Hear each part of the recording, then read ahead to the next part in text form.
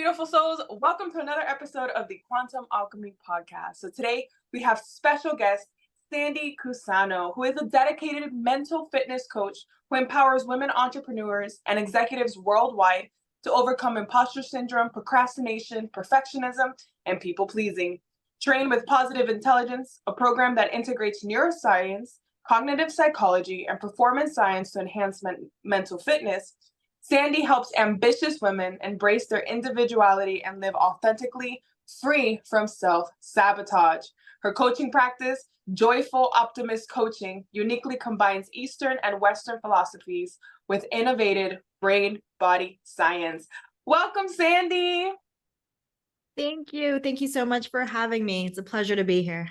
Yes, thank you so much for coming on. So first things first, Sandy, please tell us a little bit about the story of your journey. How did it all begin for you? Sure. Where do we begin? And before we get any further, I just want to say, I love your energy. It's making me feel so alive. Aw, thank you, thank you. You know, I guess my journey, I will start my journey because I really believe in generational healing, and so I kind of want to begin my story before me, if you don't mind. I kind of want to bring in the souls of my grandmother and my mom. So my grandmother, my family, I'm half Korean. The other half is Japanese, and my grandmother hailed from a small village in the northern parts of Korea, right in the mountains, on the border. And she was married off when she was very young and didn't have a choice, and lived a very prescribed life, marry into a good family, have kids, all of that. In her, and to be with someone in partnership that she didn't choose and didn't necessarily love.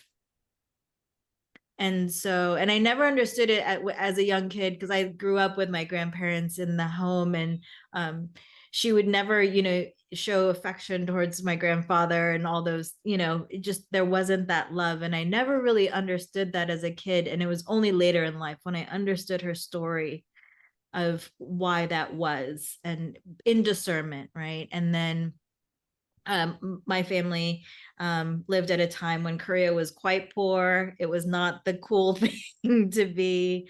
And and she experienced the Korean War.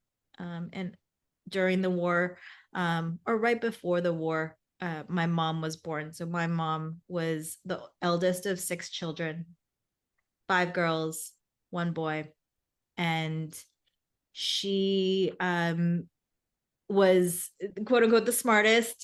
She was the one that got to go to school, but they experienced life when Korea was occupied by the Japanese and then ravaged by war during the Korean War. And so my mom experienced a very traumatic experience during that time. And my family grew up Buddhist. And so and I just mentioned that now because it affects who I am and how I came into my being spiritually and understanding. But my mom, got to go to school in Japan, studied fashion, met my father, and hence I came about. And we came to America when I was about 4. And so I began my journey, kind of always. And I guess one thing to really put emphasis on is that when my mom became pregnant with me is when she found out that my father already had a family. He already had a wife who already had a kid. And so she had to make some tough choices, not just for herself, but for me. And all of these little micro moments generationally, whether I was in the picture or not, affected who I became later on. And so the story is that for me, I grew up in California. I look back and I think it was a happy, beautiful childhood, but interwoven were these moments that really defined and impacted who I became as an adult. And so, even the smallest nuances of coming to a new country and not knowing the language, of being teased. I remember being my first day of first grade, and my mom made me a pack lunch, and it was sushi. It was like Korean kimbap, and kids were like, ew, what's that? what, and just coming home and be like, can you please just make me a peanut butter and jelly sandwich? Like, please. And just always wanting to fit in. And just, I grew up at a time when there weren't that many Asian families, so it just, everything in your core just wanted to be a, to fit in, as I was saying. So, and with that, I just want to weave in that, as much as I tried to, and my family itself tried to keep me away from Eastern culture, right? They insisted I didn't have to speak Korean. They really wanted me to speak English, and that was the priority. In no way did they ever think that Korea would become this dominant country, that it is today. And so I, focused on learning English and doing well in school, as you do, and all of these things.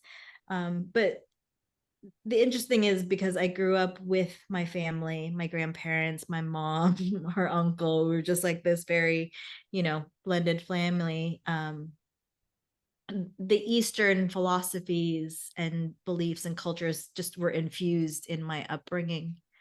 And so, as much as I just wanted to be a California girl and be a cheerleader and all those things, they still permeated and became a part of the fabric of who I am. And when I was in middle school, my mom had me go study once a week with a monk, a Buddhist monk.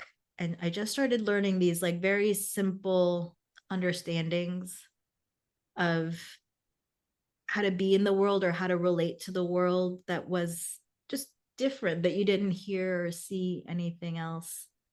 And then when I was in high school, my grandmother had gotten quite ill and couldn't walk. She had a bad knee. And so my mom, being Asian as we were, she sought out an energy healer, a Tai Chi, a Chi healer, versus like, because the Western doctors just weren't making progress, right? So we went to this Chi healer, and we ended up all going, my mom, my grandmother and myself, and he would do these sessions with my mom and me. And we would, it's one of those things that if you didn't see it or experience it for yourself, you wouldn't believe it. But because he knew that, he said, between a mother and daughter, you have quite strong energy bonds. And so we would do these exercises where I could like pull her from across the room, or she could pull me. And that was my awakening to understand that we are just a little bit more than the flesh that we are, right? And so, zip through, I lived this life, worked my way up in corporate culture and did the things, and just felt like I was succeeding in life, like worked really hard until, and it was great until it wasn't. I hit a wall, I hit a burnout, and I just didn't understand and wasn't quite connected to who I really wanted to be. And so I basically quit everything. I quit the job. I kind of left my life, sold everything, and I went on a journey to Asia for about 8 months, where I only promised myself that I would not think about what comes next, but instead focus on what is now, the present moment, just day by day. And gave myself permission to not think like, oh, I don't have a job and what do I do next, what do I want to do next. And so I came back from Asia 8 months later, and I still had no clue what to do next. And still, and just kept sitting there and just living daily life. I had moved back to be close to my mom, and this was in 2019. And lo and behold, 2020 happens, right? And so I'm like, oh, grounded even more. And it was during that time when the universe gave me signs and kept basically giving me Facebook ads to become a coach. That was the universe, I swear to it. And I was just like, well, what is this thing? And I just really thought like, I don't know. It's one of those things, as many of your listeners might know, where it just resonates, or it just hits and you're just like, it won't let go. And so I said, let me learn more. And I started learning to be a coach. And, the first step of it was that it allowed me to really understand me and help me become a person, along with all the things that I've learned throughout my life. It really allowed me to have space to then have the tools to design my life rather than manage my circumstances. And then it was so cool. And I felt this transformation as I started to learn how to really quiet the negative voices that can overrun our experience as a human, and really start tapping into the joy and the opportunities and optimism that there is out there, that I wanted I felt aligned, and I felt like I needed to be of service to bring that to others.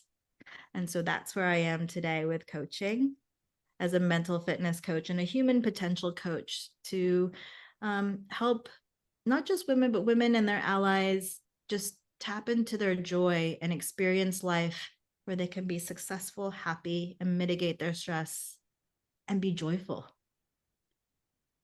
That's beautiful. Sandy, what an amazing story. And I absolutely have to just say and emphasize the fact that you wanted to preface your story with the generations that came before you. A lot of my listeners who have been following me for a while, they know even just part of my program that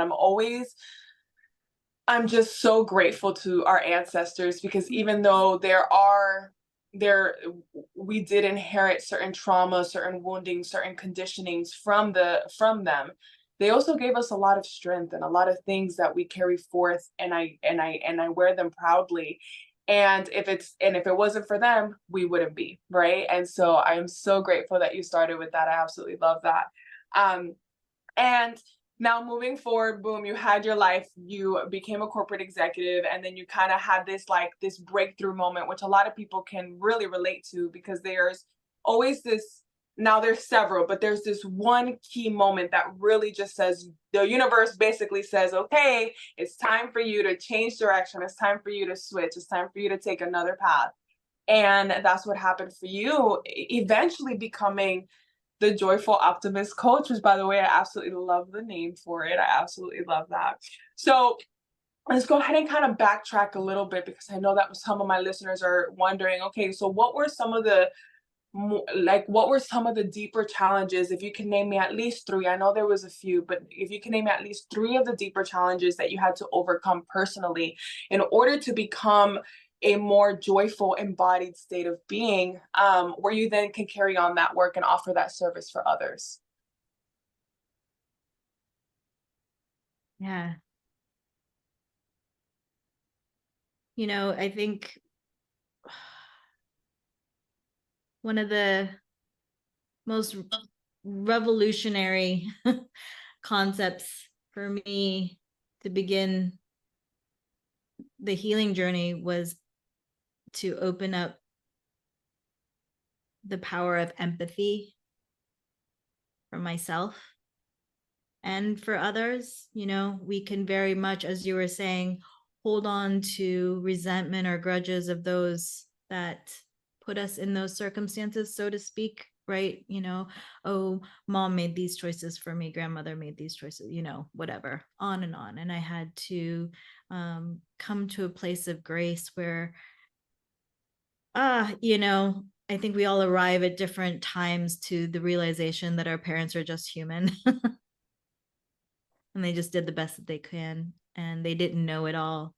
And sometimes it's when you become a parent yourself, but sometimes it's just like, I am not a parent myself. I now have a stepdaughter, but and so she also reminds me of how much I do know about, doing these, raising another human. And so yeah, I think there was empathy, and then empathy for myself, and just understanding that I had a human experience, right? And that I was going to get things wrong, really wrong. And that it's all about this. It's not about what happened, but how you react, and how you can improve. So there was that, just empathizing because I think I held myself to a really just difficult standard that I would not put on anyone else. Just, that's what we do, right? So taking away that extra unnecessary layer of pressure that you don't need. And then the other thing that really kind of turning the corner for me was that I was able to understand the root causes of why I had certain behaviors and certain negative thought patterns. And so, you know, and that's what I do with my coaching is just revealing to my clients what their actual blueprint is as well. So, one of my top one is that I'm an avoider. I avoid anything difficult conversations, difficult tasks, difficult feelings. Right. So I found that in adulthood, and it was actually only through my coaching that I really learned by coaching a lot of other Asian women and women in general, that they didn't know how to feel anger, this emotion. And one of my clients said it, and I was like, oh my gosh, I feel like I don't know how to feel anger, because so often we're told, oh, it's going to be okay, just be quiet. Like, we're never Mm, told to express and develop healthy outlets for our anger. So, it took me 50 years to realize I don't have a healthy way of this outlet, and so I found myself avoiding certain tasks or certain experiences or certain relationships because I didn't know how to express and, release certain energies. So being able to really understand the root also helped me just get past the why do I do all these things? I'm a smart person. How do I act? Why do I act this way? It got me past the why, and it really helped me, activate into how I wanted to be. And then I think the last thing was just this activation, right? So we all gather insight and we can all understand why we behave a certain way at some point, but then we don't take the action to change it, you know? And so what became pivotal for me was that, for me to get a different result of how I live and how I wanted to live, I had to change the way I thought, I had to change the way I felt, and I had to change the way I acted. I had to change my actual routines and thoughts and um, just the motions of how I went through my day. beautiful. It sounds like to me that you finally realized that you had to let go of trying to control what you actually couldn't control and started changing what you could, right? Which is your Yeah. actions, your thoughts, and your words, right? Yeah, Exactly. Dr. Joe Dispenza, if you're familiar with his work, absolutely, Daddy Joe. Dr. Joe. And just the other day, I heard something that, we just struck a chord with me. And he writes that, by the age of 35, 90% of who we are is programmed in. Like, we're living a life programmed and conditioned by, all these years. And we lose sight of who we really are, right? Because of all these layers of conditioning and programming and these thoughts and patterns and habits that we just create and start to go on autopilot. Mm, I looked at my life and I was like, God, I'm so, like, everywhere I could see and experience, I was like, everything was autopilot. I couldn't explain why I was doing certain things a certain way. And that means, and when you're on autopilot, means you're very far removed from being present in mm, your current experience. And I just didn't want that human experience anymore. I wanted to erase that layer. beautiful, beautiful.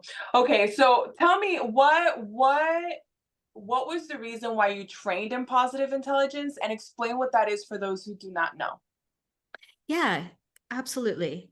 So I trained, again, universe speaks in different ways. I got invited in to join this grant program as a coach into positive intelligence. So my first experience, I had no clue what it was. I was just like, oh, free stuff. Like, I want to just become better. And so I joined. And what I learned from there was, with positive intelligence, it's this blend of kind of performance psychology and cognitive behavioral theory and good old kind of meditation, right? So being in somatic experiences. And what it allows you to do is it allows you to, in a fairly simple scientific way, kind of find out what are these basically 10 negative thought patterns that we all have in some combination or another, right? So whether it's the controller or the avoider or hyper rational, hyper vigilant, there's 9 of those. And then we all have the big heavy hitter, which is the judge or your inner critic, right? So we form these thought patterns as children to protect ourselves. It's our basic survival instinct. Nothing wrong with them, but over time and as an adult, that muscle becomes overused and it becomes ineffective, right? And we lose touch of what our actual natural strengths are. So, what positive intelligence does is it brings this awareness and the ability to grow and strengthen new neural pathways in your brain so that you can react to life differently. So, one of the first ways you do it is self command, which is to become aware of when you're being hijacked. So, that's kind of like awakening from your autopilot, right? So, this just kind of, oh, wait, I'm in a hijacked mode where I'm, in thinking in a negative thought pattern.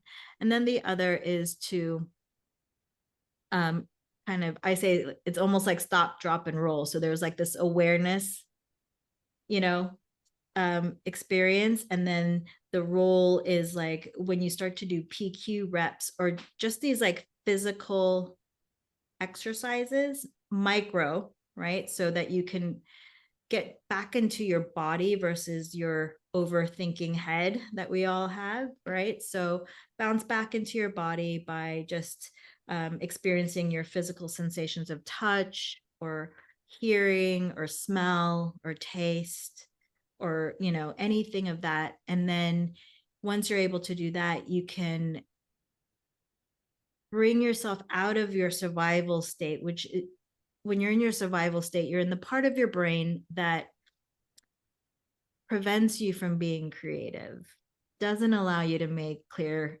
decisions, right? You're far removed from your executive decision making part of your brain. You're very much in your survival brain. And so by taking yourself back into your body, it kind of releases that and gives you an opportunity to say, can I make a different choice right now? A different way of thinking, a different way of being. And that we call sage. And so being able to tap into the sage part of yourself and just that reoccurrence of being able to do that kind of triangular action helps to create new thought patterns for yourself so that you can make decisions that are away from your survival instincts.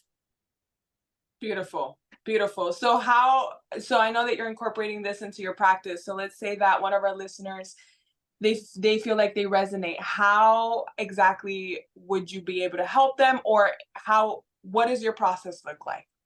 Yeah. So, it can start as early as just booking a clarity call with me.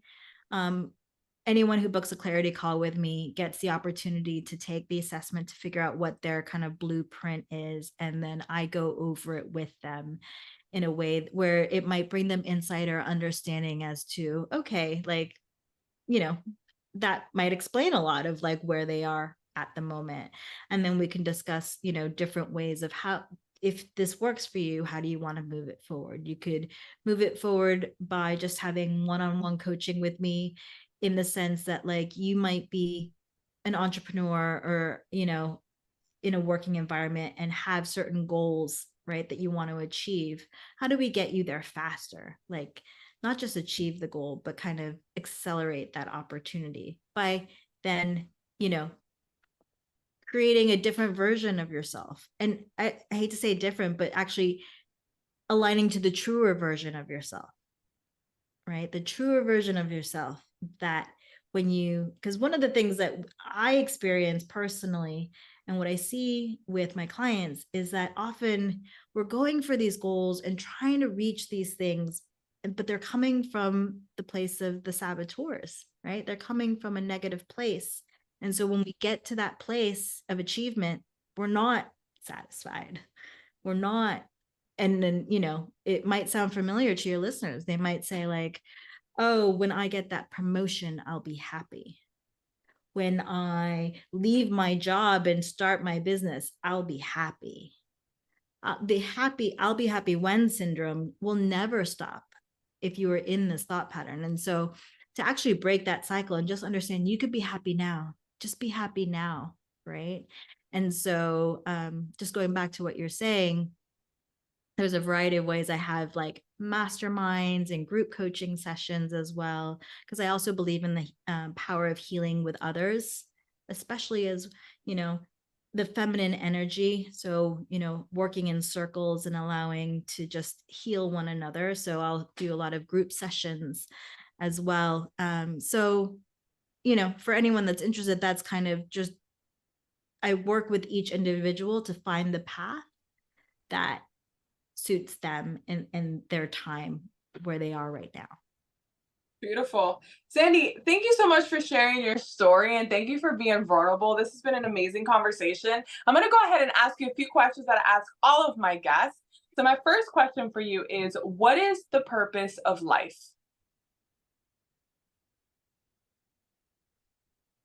To experience it, the good, the bad, the ugly, whatever. It's just to be here and experience it, and to connect to who you really are.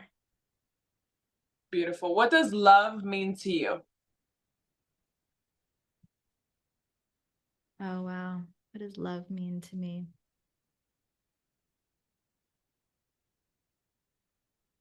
It means, there's so many words that come up when I think of love, and it's such a limiting word, but it means gratitude. It means reciprocity, to give as well as to receive. It's an energy, isn't it? It's an energy that can't be bottled up. You got to share it. You got to receive it. You got to let it just flow.